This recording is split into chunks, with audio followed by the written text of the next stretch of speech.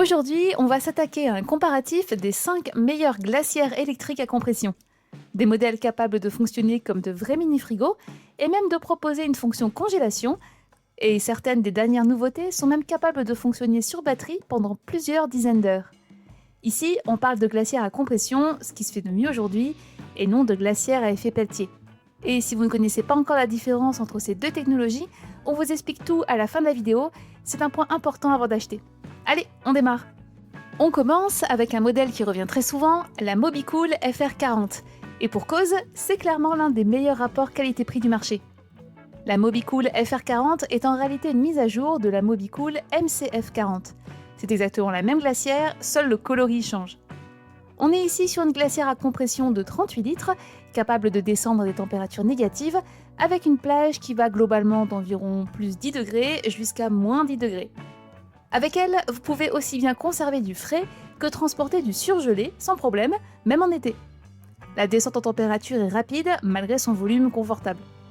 Côté format, les 38 litres sont vraiment bien pensés. On est sur quelque chose d'assez compact pour rentrer facilement dans un coffre sans sacrifier la capacité. Et pour vous donner une idée concrète, elle occupe environ 58 cm par 36 cm pour 45 cm de hauteur. Et justement, cette hauteur permet de stocker plusieurs bouteilles de 1,5 litre à la verticale. C'est typiquement le genre de volume qui fonctionne très bien pour un week-end, un pique-nique bien chargé, ou même un petit road trip à 2 ou à 3. Et si vous avez besoin de plus de place, ce modèle existe aussi en version 58 litres avec la MCF 60. Là, on change clairement de catégorie, parfait pour le gros barbecue en famille ou carrément pour équiper un van. Côté utilisation, elle est vraiment polyvalente. Elle peut fonctionner sur prise allume-cigare en voiture, sur secteur à la maison ou au camping, et même sur une station électrique. Alors évidemment, tout n'est pas parfait. Le principal compromis ici, ça va être la qualité des plastiques, un peu en dessous de ce qu'on retrouve chez des marques plus haut de gamme comme Dometic. Mais en contrepartie, le prix est bien plus accessible, et c'est exactement ce qui a fait le succès de ce modèle. En résumé, si vous cherchez une glacière à compression performante, avec un bon volume, et surtout un excellent rapport qualité-prix, c'est clairement une valeur sûre. On vous met le lien en description avec le prix actuel, parce qu'il bouge souvent sur ce modèle. En deuxième position, on a une autre marque bien connue, Vevor.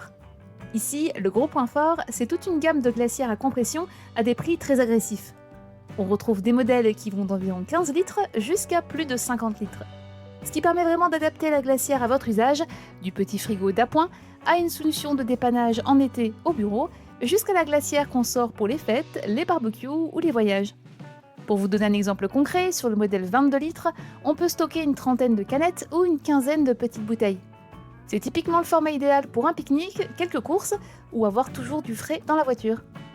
Mais la vraie force de Vevor, c'est justement de proposer cette même technologie sur toute la gamme. On reste sur des glacières à compression capables de descendre des températures négatives jusqu'à environ moins 20 degrés selon les versions. Sur certains modèles, on retrouve même un petit compartiment pour faire des glaçons.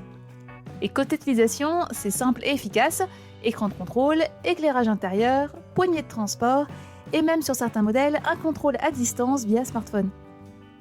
Alors évidemment, à ce prix-là, il faut rester réaliste. La fabrication est correcte, le prix est clairement intéressant, on n'atteint pas le niveau de finition ou d'isolation des modèles haut de gamme.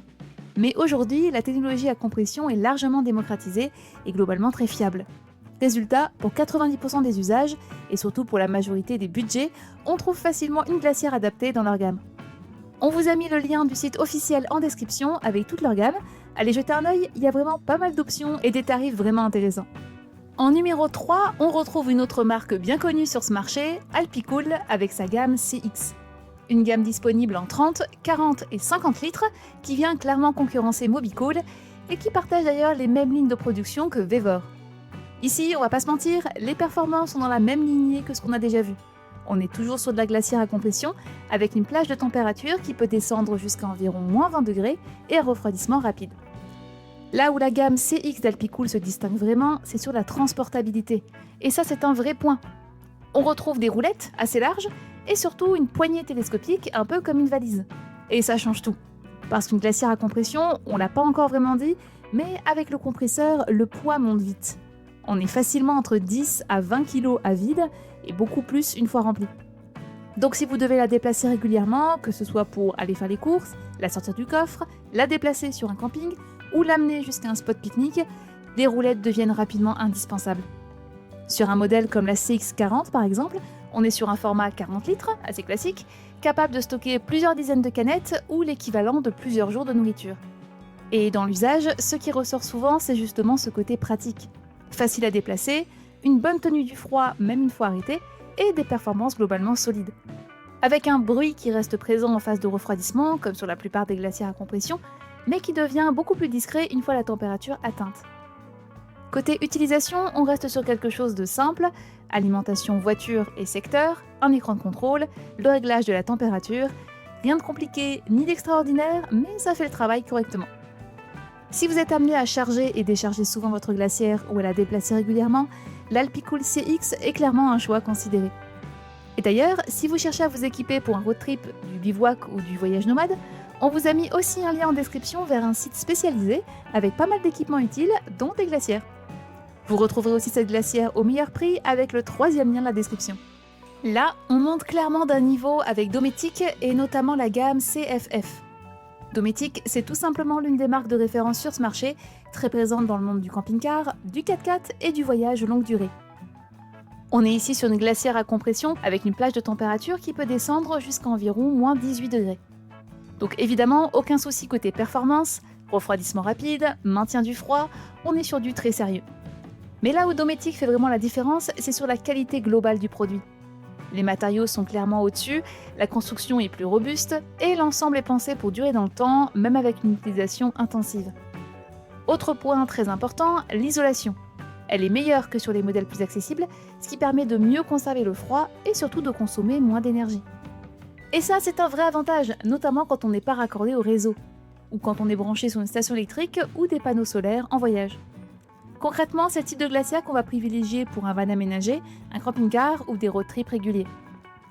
Côté pratique, on retrouve aussi des détails bien pensés, comme un couvercle qui peut s'ouvrir des deux côtés, ce qui est très utile dans un espace réduit, et une organisation intérieure optimisée avec des compartiments. Dans l'usage, c'est un fonctionnement globalement silencieux et une très bonne stabilité de la température. Alors évidemment, tout ça a un prix, on est largement au-dessus des modèles qu'on a vus avant, et il faut être honnête, si c'est simplement pour aller faire les courses ou pour un pique-nique de temps en temps, les modèles précédents feront déjà très bien le travail pour beaucoup moins cher. Clairement, là on est sur un produit qu'on garde de nombreuses années. Il existe aussi d'autres modèles chez Dometic qui valent clairement le détour, mais qui s'adressent à un public plus spécifique avec des tarifs qui montent vraiment plus haut. On ne va donc pas les détailler ici, mais on vous a mis des liens en description pour vous donner une idée de toute la gamme ainsi que la CFF. Et pour terminer, on passe clairement sur un tout autre niveau avec la EcoFlow Glacier. Alors autant vous le dire tout de suite, on n'est pas du tout sur le même budget. Ici on est sur un produit premium qui ne va clairement pas s'adresser à toutes les bourses. Mais en échange, on a quelque chose de vraiment à part. Déjà, on reste sur une glacière à compression avec des performances très solides et une plage de température qui descend globalement jusqu'à environ moins 20 degrés.